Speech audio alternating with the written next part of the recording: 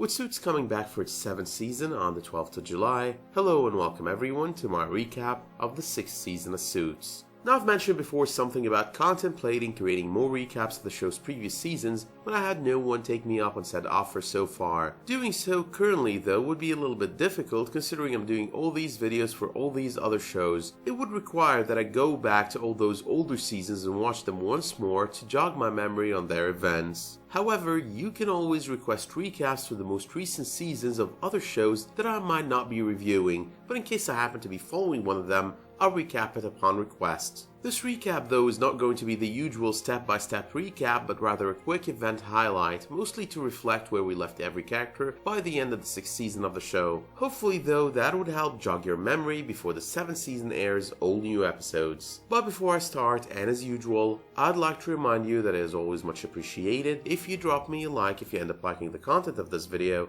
and if you subscribe if you want to see more of my recaps and reviews. I'd also like to remind you to click the bell-shaped icon underneath this video if you haven't already, to make sure you get notified of my new videos as they come online. But circling back to our recap of the 6th season of Suits. Now, as of the 5th season finale, Mike Ross took the prison deal Anita Gibbs offered him to ensure she doesn't go after Harvey or the firm. As that season was coming to an end as well, Harvey got to find out from the foreman of the jury on Mike's case that he was going to be found not guilty. Now, Mike was also supposed to get married to Rachel the very next day after he took Anita's deal and before turning himself in to serve 2 years in prison. However, and at the very last moment, he decides not to pursue the marriage in order not to tie Rachel's life to his life. That seemed then to be completely crumbling into pieces. Finally, and with Mike having turned himself in, the 5th season left us with everyone having jumped ship when it comes to Pearson Spector led, except for Jessica, Harvey, Lois, Donna, and Rachel. That though puts us at the very beginning of the 6th season, which started with Mike's first night behind bars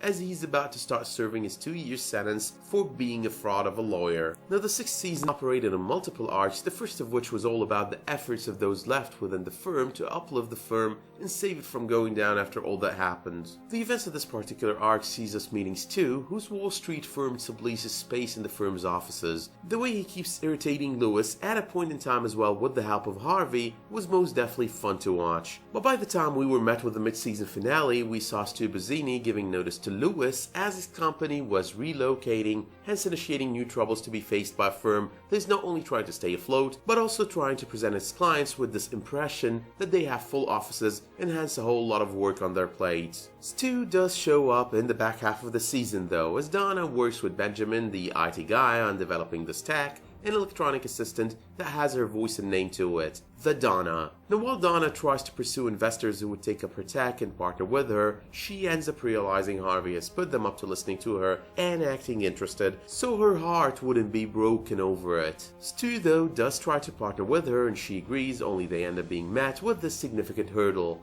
They cannot go forward with Benjamin's invention as there's a claim against it getting patented. Donna brings Lois the patent claim and has him try and negotiate it, but it ends up turned into a lawsuit. Before the season is over though, the claimants are still not willing to partner with Donna, nor willing to let the invention get patented. Instead, they're willing to allow the Donna to be produced for in-house use by Pearson Spector Lit, as well as backing off the lawsuit and offering Donna a decent sum of money. Now, when she confides in Harvey about the whole overlap situation going on and seeks his opinion, he informs her that if the overlap can be brought under the 30% threshold, then she should take the money. Donna though makes it clear it was never about the money, that she wants something more, even though she doesn't know what she meant with more in this particular situation. I'm guessing though it had something to do with the feelings she's always harbored for Harvey, and I'm guessing that's something that will be addressed on the 7th season of the show. But the second arc of the season was all about the new relationship Lois Litt has gotten himself into. Lois meets this architect, Tara, who also happened to be, when he first met her, in a long-distance open relationship sort of thing. Lois goes through hoops to end up with her, refuses to share her with another man, and later on it seems she has mutual feelings for him and rejects a marriage proposal from boyfriend number 1. On the mid-season finale, we see Tara informing Lois she's pregnant and that boyfriend number 1 is the father, before we see Lois proposing to her and her accepting. Now, throughout the back half of the season, their relationship seems to be going pretty fine, with some hurdles that happen to be a product of both Lois' insecurities and jealousy of the father of the child. For a moment there it draws a rift between them, and after seeking advice from Harvey, he helps him work through it and sort it out with her, makes him realize he's definitely worth a lot to her if she chose him over the other guy, even if that other guy was actually the good looking one. However, in this part of confiding in one another and working through their whole relationship in an attempt to ensure it stands the test of time, Lewis informs her of the whole Mike story. He tells her all about how he knew about it for a while before it came public knowledge, and how he used such knowledge to his advantage and to get his name up on the wall. When Tara gets upset at the man he is, realizes she doesn't know him at all, and is working on processing all this information, he snaps. He gives her all this shit about her dating him while having this other guy in her life, and how he was accepting of her, and how she has no right to talk to him like he's the bad guy there. That pretty much puts their relationship into some sort of a suspended state, followed by full death by the end of the season, as Tara feels hurt by all these angry statements he made.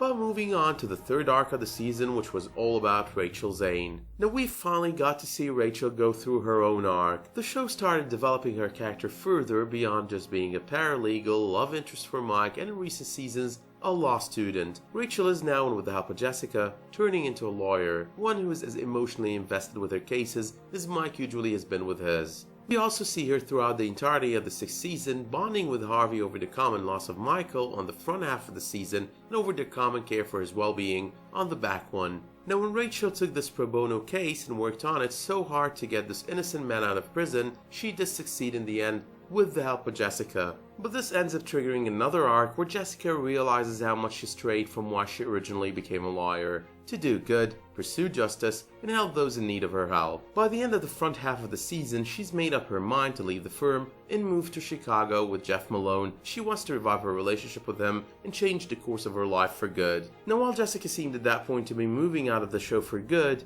we do end up seeing her once more in the finale, but I'll circle around to that later on. Now the remaining 2 arcs of the season are all about Mike Ross, with the first being about his imprisonment. During his short-lived time in prison, 4 recurring guest characters play pivotal roles on the show. The first is Sean Cahill, the second and the third are the 2 inmates, Frank and Kevin, and the fourth happens to be William Sutter. Now on his first night in prison, Mike confides in his cellmate Frank, who seems nice enough to give him a cell phone he had on him to get in touch with Rachel. However, he soon discovers that Frank threatened his actual cellmate Kevin to take his place. Soon his true colors are shown as Mike realizes the guy now threatens his life and that of Rachel's, given he now has her number. And it was all because he wanted to get to Harvey, who originally put him behind bars during his tenure as an ASA. But fool me once, shame on you, fool me twice, shame on me. Mike ends up meeting his actual cellmate, Kevin Miller, and is very cautious when it comes to him. When his visitation rights are revoked due to a fight he has with Frank in the prison cafeteria, the only person who could visit him is Harvey, him being his lawyer and all. Mike finds out from Harvey that he threw Frank behind bars for 15 years for racketeering, when the usual sentence for his crime would have been 5 years. Later on down the road though, we realize that Harvey did so because he could not pin down Frank Gallo for conspiracy to commit murder. As Frank presents danger to Mike, Harvey enlists the help of Sean Cahill to move Frank to another prison, but unfortunately he couldn't get the job done as he informs Harvey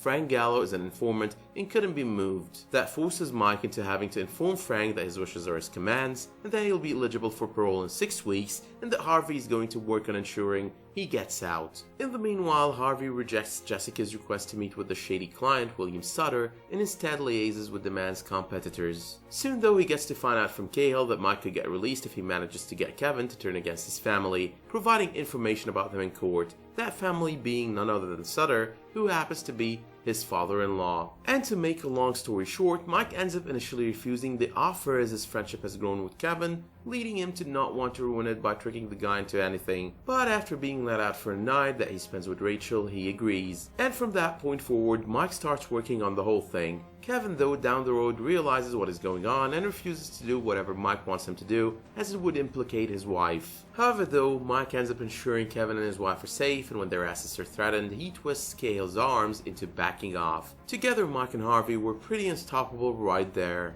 Now that brings us to the second arc. As Mike gets out of his imprisonment, he refuses to go back to the firm, ends up working in a Sunday school that he gets fired from when one of the parents of the students complain about his past. He moves on to working for this legal clinic where he befriends one of these young lawyers and takes on this big case that he gets attached to as usual. But that was not all there was to that case. It could as well have him end up sitting before a committee that could get him into the bar. By the end of the season, he's not only won the case and got on all these minors what they needed, but has also been accepted into the bar regardless of all Anita Gibbs did to stop him from achieving that. And it was all because of Jessica, who dug dirt on Gibbs and strong-armed her in a way into letting Mike be. And it is possibly true Jessica would be disbarred for admitting she knew about Mike all along, but that was pretty much the show's way of sending her off the scene for good. Pretty much the season finale hinted that she was riding into the sunset and on her way to Chicago where she could still practice law regardless of being disbarred in New York. Now as the season comes to an end, Mike finally accepts Harvey's offer.